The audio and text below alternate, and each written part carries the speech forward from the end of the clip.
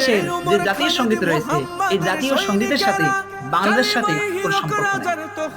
এই জাতীয় সঙ্গীত লিখেছিলেন একজন হিন্দু ঠাকুর, অথচ যে লিখেছেন সে লিখেছেন এই সুরটাও কি করছেন আরেকজনের কাছ থেকে চুরি করে কপি করে নিয়ে আসছেন।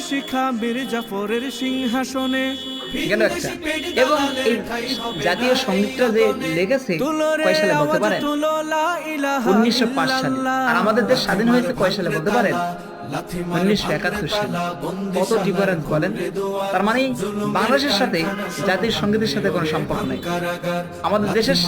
এবং জাতীয় আশ্চর্যের বিষয় হলো জাতীয় সঙ্গীতের ভিতরে বাংলাদেশ নামে কোনো শব্দ নাই।